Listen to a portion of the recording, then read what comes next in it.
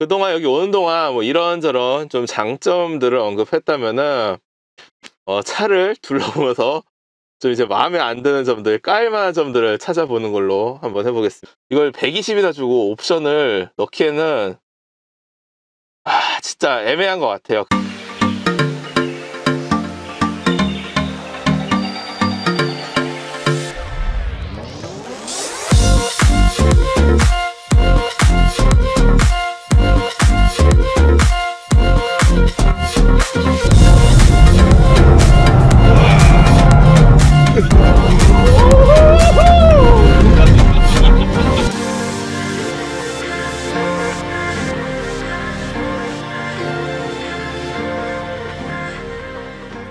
베렌에 대해서 일반적인 운전자분들이 접근하실 때 궁금하실 만한 게 제 생각에 아마 승차감?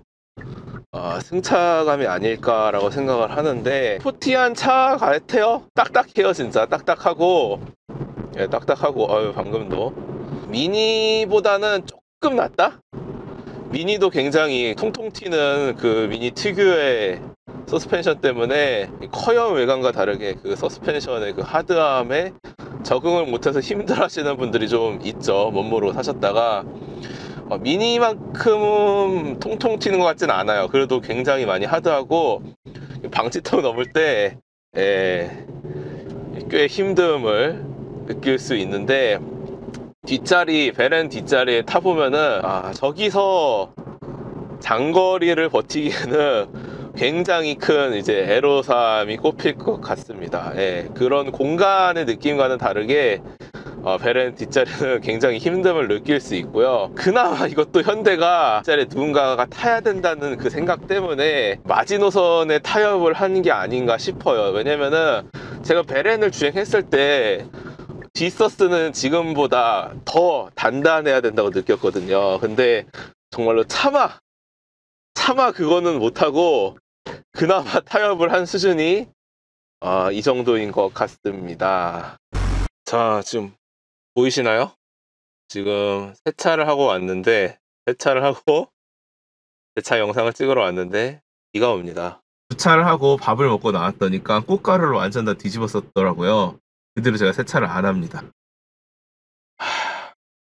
세차는 정말 세상에서 가장 부질없는 듯이 맞는 것 같습니다. 여기서 제 차를 한번 좀 둘러볼게요. 제 벨로스타는 둘러볼게요. 그동안 여기 오는 동안 뭐 이런저런 좀 장점들을 언급했다면은 차를 둘러보면서 좀 이제 마음에 안 드는 점들, 깔만한 점들을 찾아보는 걸로 한번 해보겠습니다.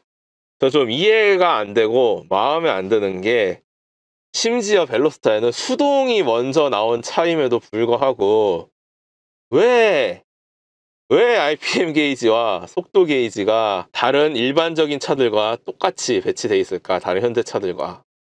달리는 차라면은 RPM 게이지를 정중앙에 딱 박아줘야지. 이게 참 마음에 안 들어요. 스포츠 주행을 하면서 속도계보다 RPM 게이지를 더 볼 일이 많거든요. 그렇기 때문에 RPM 게이지가 정중앙에 박혀 있다는 것은 나름 좀 상징적인 의미이기도 합니다. 아쉬워요. 그래서 물론 제가 극혐하는 디지털 계기판이 아니라는 거는 오히려 좀 좋긴 하지만, 뭐 그거는 원가 절감일 수도 있는 거니까. 그 다음으로 마음에 안 드는 거 바로 이 메인 팝업 디스플레이거든요. 이게 왜 마음에 안 드냐? 물론 제가 그동안 탔던 차들에 비하면은 굉장히 편한 장치이긴 합니다, 이게. 근데 문제는 편하게 만든 장치면은 더 편하게 만들었어야지. 지금 이게 화면으로는 좀 느낌이 안 오실 수도 있는데, 운전자가 바라봤을 때 이 각도가 이게 거의 그냥 정중앙을 바라보고 있어서 좀 불편해요. 화면이 이렇게 좀 기울어져 가지고 운전자가 좀 더 편하게 볼 수 있게 배치가 되었다면 좋지 않았을까. 약간 기울어져 있는데, 요 약간 기울어져 있는 걸로는 많은 아쉬움이 남습니다. 가장 마음에 안 드는 게 있다면은 바로 이 라이트 버킷 시트입니다. 순정 라이트 버킷 시트. 이거 좀 버킷 시트라는 이름을 붙였음에도 불구하고 굉장히 시트 포지션이 높아요. 굉장히 높아요. 진짜 어마어마하게 높습니다. 이게 무슨 버킷 시트야. 그래서 보니까 이거 뜯어보면은 뭐 순정 시트랑 이 밑에 뭐 브라켓이랑 레일이 다를 바가 없다고 해요. 그래서 겉에 껍데기만 이렇게 버킷 시트스럽게 바꾼 거라 가지고 시트 포지션이 높을 수밖에 없다고 하고요. 이 시트 포지션 하니까 더 문제된 게 뭐냐면은 지금 이게 제가 이 스티어링을 최대한 뒤로 뽑은 건데 제가 딱 앉아가지고 어깨를 시트에 대고 손을 뽑으면은 제 손목 안쪽에 스티어링이 들어오지가 않습니다. 이거 되게 심각한 문제예요. 스포츠 드라이빙을 위한 차다라고 하면은 이 시트 포지션이 드라이빙에 맞게 나와야 되는데 이 스티어링과 운전자의 이 거리가 너무 안드로메다야. 왜냐면 이 최소한 이게 손목 한 이 정도쯤에 와줘야지 이 스티어링을 돌림에 있어서 문제가 없거든요. 근데 얘는 텔레스코픽을 달아는 의미가 없어요. 그리고 이게 최대한 뽑아봐야 나오는 게 별로 없습니다. 나오는 게 별로 없어요. 이럴 거면은 이 텔레스코픽을 왜 넣어준 거야? 이렇게 가동 범위가 작을 거면은. 오죽하면은 거의 서킷을 타는 대부분의 사람들이 이 스티어링 연장 허브를 장착하시겠어요. 이거는 좀 순정으로 해결돼서 나왔어야 되는데 출시되고 이미 좀 시간이 지났는데도 아직까지도 뭐 전혀 이런 거에 대한 그 개선점이 없다는 게 많이 아쉽습니다. 다시 시트로 넘어가가지고 라이트 버킷 시트는 얘는 말이 버킷 시트지 진짜 버킷 시트가 아닙니다. 제가 서킷에 가서 탔을 때 무릎에 다 멍들었어요. 결국에는 이게 홀딩력이 일반 시트보다 정말 쥐똥만큼 조금 낮다 그 정도고, 가장 큰 문제는 이 허리 라인이 전혀 잡아주질 못해요. 이게 어느 정도 이쪽이 좀 볼록하게 나와 있고 이거 올라가 있고 그래야지 시트를 살짝 뒤로 눕혀서 허리를 전체적으로 잡아주는 느낌이 있어야 되는데, 정말 이 차 같은 경우에는 제 엉덩이를 끼얹고 이렇게 막 시트에 엉덩이를 밀어 넣어서 낑군다라는 느낌을 해야지 허리가 시트에 닿는 느낌이 듭니다. 그렇기 때문에 굉장히 허리가 아파요.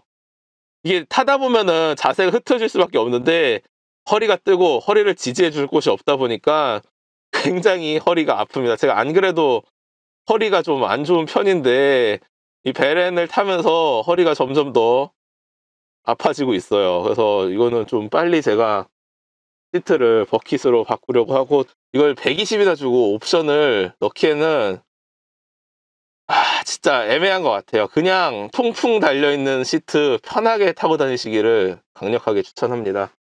이 N 버킷 시트 하나의 의의가 있다면은 바로 이 문을 열었을 때 여기 N 로고에 불빛이 들어온다는 거, 요거 하나. 예, 남들 봤을 때 와, 한번 멋있다, 간지난다 라고 말할 수 있는 거, 그 정도 하나 있겠습니다. 그리고 또 불편한 점 있다면은 바로 이 문짝이 이게 세게 닿지 않으면, 제 차만 그런지 모르겠어요. 굉장히 세게 닿아야지 다치지 그냥 일반 차 닿듯이 그냥 이렇게 톡 하면은 문짝이 안 닫힙니다. 문짝이 안 닫혀요. 이거 좀 짜증나더라고. 그래서 문을 닫을 때는 그냥 쾅 닫아야지 문짝이 닫힙니다. 그리고 문짝에 대한 거 하나 더, 이게 내리기가, 물론 쿠페들이 타고 내리기가 굉장히 불편하긴 한데 얘는 시트 포지션까지 높다 보니까 이렇게 보통은 내릴 때 여기를 잡고 그리고 A필러를 잡고 이렇게 일어나거든요. 근데 얘는 시트 포지션이 높다 보니까 여기를 또 잡아서 이거 몸을 밀치기도 좀 힘들더라고. 그래서 이렇게 내리는데 항상 좀 힘들고요. 그리고 보통 주차장에서 이 내릴 때 문을 요 한 칸, 요 정도만 열 수 있어요. 요 정도. 이거 이상 열어버리면은 옆에 차에 무조건 닿아요. 무조건 닿아. 이거를 광활해요, 광활해. 예, 광활한 데 비해서 이 타고 내릴 때 좀 애매합니다. 이거는 제가 86을 타고 있지만 유독 베렌이 더 타고 내리기 힘들다, 그런 느낌이 들어요. 그런 느낌이 드는 게 아니라 진짜 타고 내리기 힘들어. 이 뭔가 약간 좀 시트 배치라든지 문의 배치가 좀 아쉬운 게 있는데 그거는 좀 감안하셔야겠습니다. 집에 주차장이 좁다 그러면은 그 칸수가 좀 작게 설정되어 있는 주차장이라면은 애로사항이 굉장히 꼽히실 거라고 뒷자리도 한번 타봐야지. 뒷자리. 아유, 뒷자리. 자, 제 키가 173인데 정확하게 머리통이 이 루프에 닿습니다. 이거는 어쩔 수 없는 것 같아요. 벨로스터의 특성상. 그래서 사실상 뒷자리도 이 차가 쿠페는 아니지만 이 차의 뒷자리는 그냥 보너스 영역이라고 봐주시는 게, 승차감도 그렇고 그리고 앉을 수는 있지만 이 루프가 굉장히 낮아지는 형태이기 때문에 장거리 주행은 좀 힘들 것이다. 그에 비해서 이 앞에 시트와의 무릎 간격은 좀 여유가 있는 편이에요. 아무래도 이 차가 i30랑 같은 베이스를 쓰고 있기 때문에 레그룸, 다리를 놓을 공간은 충분한데 비해서 그래도 뭐 이 정도의 공간이 있는 게 어디예요? 이 정도의 공간이라도. 예.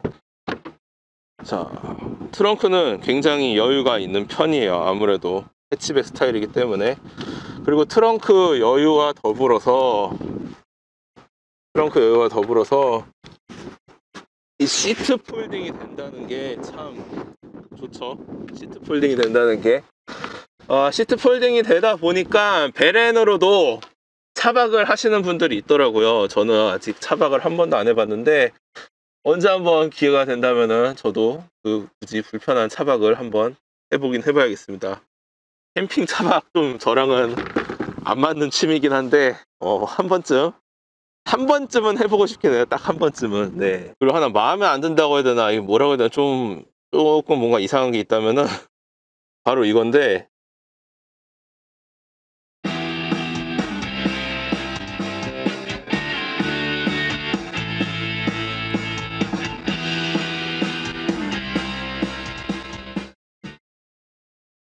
또 남들과는 다르게 또 나는 내곡이 있으니까 이렇게 저작권 문제없이 이렇게 음향 테스트를 할 수 있죠. 이 벨로스터의 음향 처음 줬을 때 이게 왜 이러지? 보통 일반 차들 같은 경우에는 처음 순정 상태가 약간 먹먹해가지고 이퀄라이저로 미드를 깎아가지고 들었다면은, 이 차 같은 경우에는 하이만 엄청 쏘고 그리고 미들로우가 없더라고요. 저음을 좀 올렸더니 너무 꿍꿍거리기만 하고 약간 부드러운 저음 느낌이 없어요. 그래서 이 차 제가 EQ를 세팅할 때, 이 차를 타실 때 오너분들이나 아니면 이제 이 차를 타면서 음악을 들으실 분들이 있다고 하면은 이퀄라이저로 고음을 좀 내리시고 미드를 좀 많이 올리시고 로우는 아주 살짝만 올리시는 거, 요런 세팅으로 해보시면은 훨씬 음악 듣는데 좀 도움이 되실 거예요.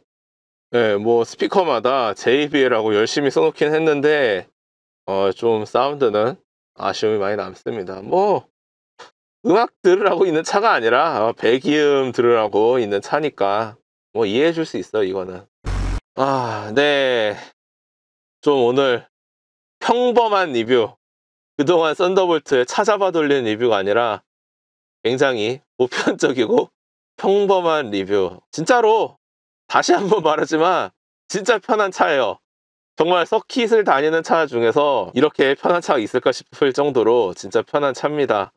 오고 가는 길도 그렇고 데일리도 그렇고, 그리고 아까 트렁크 열면서 하나 언급을 안 했는데, 서킷 다니는 차 중에서 트렁크랑 그리고 짐 실을 수 있는 공간이 많다는 것 자체가 또 굉장한 메리트거든요. 왜냐면은 트렁크가 작거나 아니면은 뒷자리가 아예 없는 쿠페들 같은 경우에는 타이어를 못 싣습니다. 서킷에 갈 때 이제 먼 곳에 가게 되면 한 며칠씩 주행을 하면은 자신의 휠 타이어를 4짝을 한 대문을 더 넣고 다닐 수 있을 만큼 짐을 많이 실을 수 있죠. 이거 굉장히 큰 메리트인데 아까 언급을 안 한 것 같아서. 제가 인터넷 글들 보니까 데일리로 어떨까요? 뭐 이런 글들이 많은데, 데일리로 충분히 넉넉하게 쓸 수 있는 차라고 생각하고, 중학생 이상이 있는 4인 가족의 차로는 아무래도 좀 문제가 있겠지만 그 이하의 어린 아이가 있다면은 뭐 카시트 놓는데도 문제는 없고 타고 다니는데 큰 문제는 없으실 것 같아요.